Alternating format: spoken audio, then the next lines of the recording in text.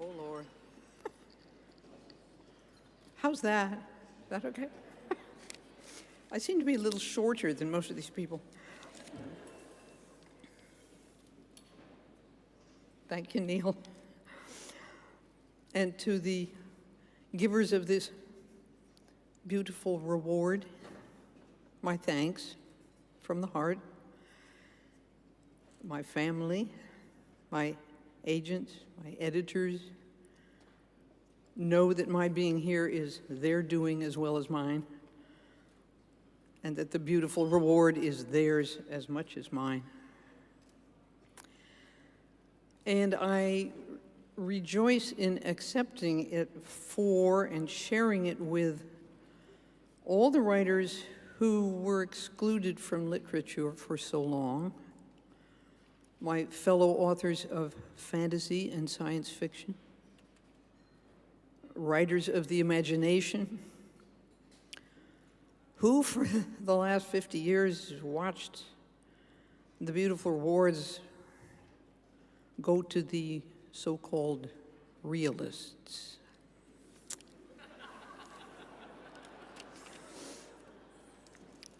I think hard times are coming when we will be wanting the voices of writers who can see alternatives to how we live now and can see through our fear-stricken society and its obsessive technologies to other ways of being,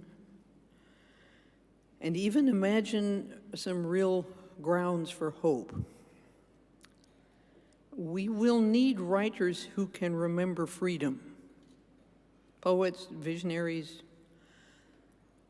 the realists of a larger reality. Right now, I think we need writers who know the difference between production of a market commodity and the practice of an art.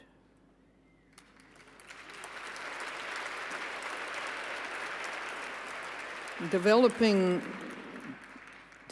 written material to suit sales strategies in order to maximize corporate profit and advertising revenue is not quite the same thing as responsible book publishing or authorship.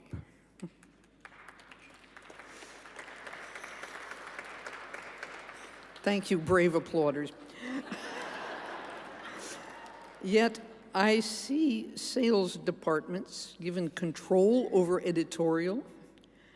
I see my own publishers in a silly panic of ignorance and greed charging public libraries for an e-book 6 or 7 times more than they charge customers. We just saw a profiteer try to punish a publisher for disobedience, and writers threatened by corporate fatwa. And I see a lot of us, the producers, who write the books and make the books, accepting this, letting commodity profiteers sell us like deodorant and tell us what to publish and what to write. Well, I love you too, darling. Books, you know, they're not just commodities. The profit motive is often in conflict with the aims of art. We live in capitalism. Its power seems inescapable. So did the divine right of kings.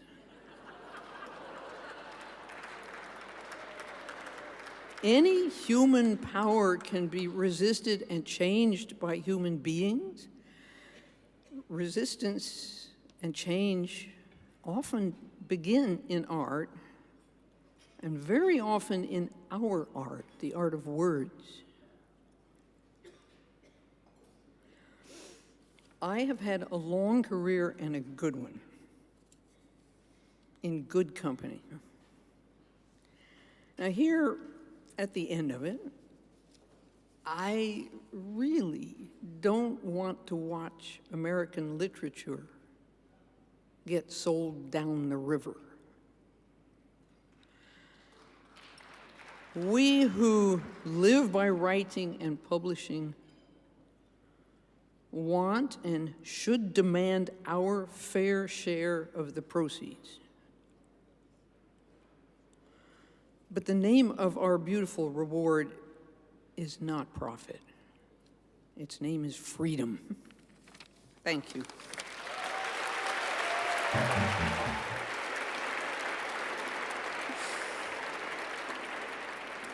She did not rise out of the earth like an unearthly utopian phoenix. She just walked up to the podium like it was nothing.